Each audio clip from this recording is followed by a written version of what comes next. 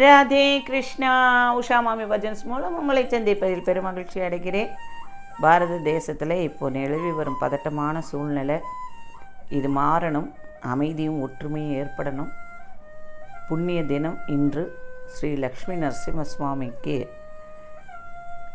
ஜெயந்தி. இந்த புண்ணியமான தினத்திலே ஆதிசங்கர பகவத்பாதார் அருளி செய்த ஸ்ரீ லக்ஷ்மி நரசிம்ம கராவலம்ப ஸ்தோத்திரத்தை 3 முறை பாராயணம் செய்து நரசிம்ம சுவாமியை பிரார்த்தித்து பானகம் நிவேதனம் செய்து தீபாராதனை பிரதட்சணம் பண்ணிண்டு நமஸ்காரம் செய்து பின்னர் பானக பிரசாதத்தை உண்டோமையானால் லோகக்ஷேமம் ஏற்படும். நம்ம இந்த பாரத தேசத்திலே வாழ்கிறோம். நம்ம நாடு அமைதியாக இருந்தால் தானே நாம் அமைதியாக இருக்க முடியும். இந்த நாடு அமைதியாக இருக்கணும்னா நம்ம லக்ஷ்மி நரசிம்ம சுவாமி பிரார்த்தனை பண்ணுறதை தவிர வேறு கதி கிடையாது. லோகா சமஸ்தா சுகினோ பவந்து. இந்த லக்ஷ்மி நரசிம்ம கராவலம்ப ஸ்லோகம் ஆதிசங்கர பகவத்பாதால் அருளி செய்தது. முன்பு மலையாள இந்த மாந்திரீகம் பண்ணுவாள் இல்லையா, அவெல்லாம் ஆதிசங்கரருக்கு ரொம்ப துன்பம் பண்ணி அவரை சாகடிக்கணுங்கிற லெவலில் போய் துன்பம் பண்ணியிருந்தா. அப்போது ஆதிசங்கரருடைய சிஷ்யர் பத்மபாதர், அவருக்கு இந்த நரசிம்மர் வந்துடுத்து அவர் மேலே.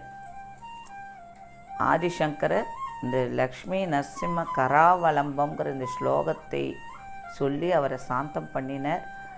இந்த லக்ஷ்மி நரசிம்ம கராவலம்பம் தான் முதலில் எழுதிய கராவலம்ப ஸ்லோகம். மீதியெல்லாம் அப்புறம் வந்தது. எல்லா கராவலம்பமும் காப்பாற்றுறதுன்னு அர்த்தம். மம தேகி கராவலம்பம்னு ஒரு 17 ஸ்லோகம்தான். ரொம்ப அழகான இந்த ஸ்லோகத்தை பக்தி ஸ்ரத்தையோடு பாராயணம் பண்ணணும். நரசிம்ம ஜெயந்தி அன்னைக்கு மட்டும் கிடையாது, சுவாதி ஞாயிற்றுக்கிழமை. அதுவும் பாருங்கள், இந்த வாட்டி விசேஷம் ஞாயிற்றுக்கிழமையாக வந்திருக்கு. எல்லாரும் இந்த நரசிம்ம சுவாமியை பிரார்த்தனை பண்ணி அவரோட அனுகிரகத்துக்கு பாத்திரராகும்படி அன்போடு பிரார்த்திக்கிறேன். லக்ஷ்மி நரசிம்ம கராவலம்ப ஸ்தோத்திரம். ஸ்ரீமத்பயோநிதி நிகேதன சக்கரபாணே போகீந்திர போகமணிராஜித புண்ணியமூர்த்தே யோகீஷ சாஸ்வத சரண்ய பவாப்தி போத லக்ஷ்மி நரசிம்ம மம தேகி கராவலம்பம். ஸ்ரீமத்பயோநிதி நிகேதன சக்கரபாணே போகீந்திர போகமணிராஜித புண்ணியமூர்த்தே யோகீஷ சாஸ்வத சரண்ய பவாப்தி போத லக்ஷ்மி நரசிம்ம மம தேகி கராவலம்பம். பிரம்மேந்திர ருத்ர மருதர்க்க கிரீடகோட்டி சங்கட்டிதாங்கிரி கமலாமல காந்தி காந்த லக்ஷ்மீ லசத்குச்ச சரோருகராஜஹம்ச லக்ஷ்மீ நரசிம்ம மம தேகி கராவலம்பம். ಸಂಸಾರದಾವದಹನಾಕರ ಬೀಗರೋರು ಜ್ವಾಲಾವಲಿಬಿರದಿದಕ್ತತನೂರು ಹಸ್ಯ ದ್ವತ್ಪಾದಪದ್ಮಸರಸಿ ಶರಣಾಕದಸ್ಯ ಲಕ್ಷ್ಮೀ ನರಸಿಂಹ ಮಮ ದೇಗಿ ಕರಾವಲಂಬಂ. ಸಂಸಾರಜಾಲಪತಿತಸ್ಯ ಜಗನ್ನಿವಾಸ ಶರ್ವೇಂದ್ರಿಯಾರ್ಥಪಡಿಚಾಕ್ರಜಶೋಭಮಸ್ಯ ब्रोत्कण्डितप्रसुरतालुकमस्तहस्य लक्ष्मी नृसिंह मम देहि करावलम्बम् संसारकूपमधिघोरमकातमूलं सम्प्राप्य दुःखसदशर्पसमाकुलस्य दीनस्य देवकृपया पदमागतस्य लक्ष्मी नृसिंह मम देहि करावलम्बम् संसारभीकरकरीन्द्रकरापिकान्त निष्पीट्यमानवपुषः सकलार्तिनाश प्राणप्रयाणभवभीतिसमाकुलस्य लक्ष्मी नृसिंह मम देहि करावलम्बम् संसारशर्भविषदिक्तमहोक्रतीव्र दंष्ट्राक्रकोटिपरितष्टविनष्टमूर्तेः नाहारिवाहनसुताप्ति निवासशौरे लक्ष्मी नृसिंह मम देहि करावलम्बम्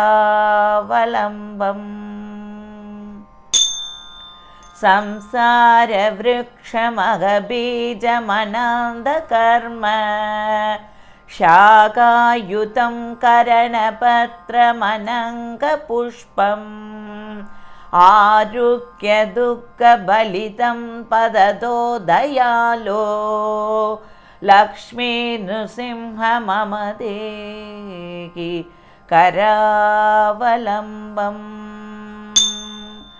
संसारशाकरविशालकरालकाल नक्रक्रगक्रशितनिग्रहविग्रहस्य व्यक्रश्य रागनिचयोर्मिनिबीडितस्य लक्ष्मी नृसिंह मम देहि करावलम्बम्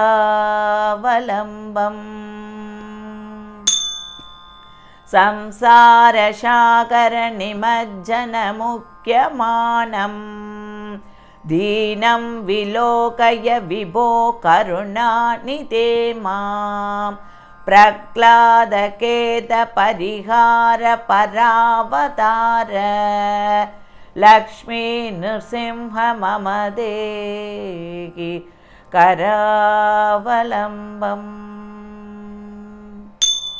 संसारघोरगगने चरतो मुरारे मारोक्रभीकरमृगप्रसुरार्तितस्य आर्तस्य मत्सरनिताकसुदुःखितस्य लक्ष्मी नृसिंह मम देहि करावलम्बम् बद्ध्वा कलेयमपठापगुदर्जयन्तक कर्षन्ति यत्र भवपाश सधैर्युदं माम् एकाकिनं परवशं सकितं दयालो लक्ष्मी नृसिंह मम देहि करावलम्बम् लक्ष्मीपते कमलनाभ सुरेश विष्णु यज्ञेश यज्ञमधुसूदन विश्वरूप ब्रह्मण्य केशव जनार्दन वासुदेव लक्ष्मी नृसिंह मम देहि करावलम्बम् एकेन चक्रमभरेण करेण सङ्गम् अन्येन शिन्तुतनयामवलम्प्यतिष्ठन् वामेतरेण वरदा भयपद्मसिंहं लक्ष्मी नृसिंह मम देहि करावलम्बम् अन्तस्य मे हृतविवेकमगातनस्य चोरैर्महाबलिभिरिन्द्रियनामधेयैः मोकान्तकारकुकरे विनिपातितस्य लक्ष्मी नृसिंह मम देहि करावलम्बम्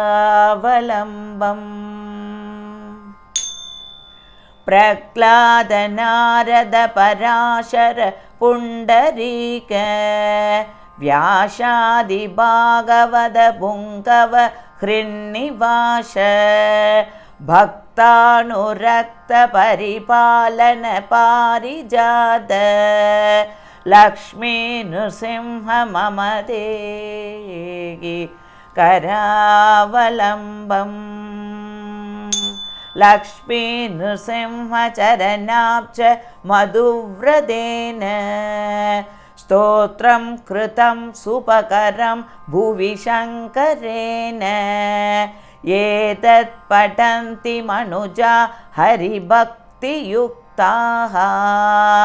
देयान्ति तत्पदसरोजम् अकण्ठरूपम्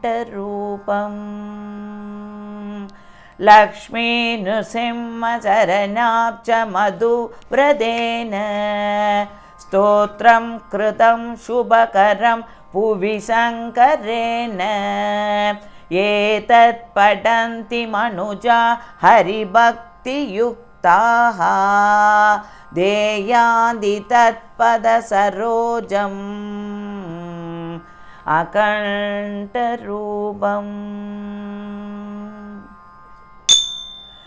श्रीमद्गोविन्द भगवत्पादशिष्य श्रीमच्छङ्कर भगवत्पादविरचितं श्रीलक्ष्मी नृसिंह करावलम्बस्तोत्रं सम्पूर्णम्।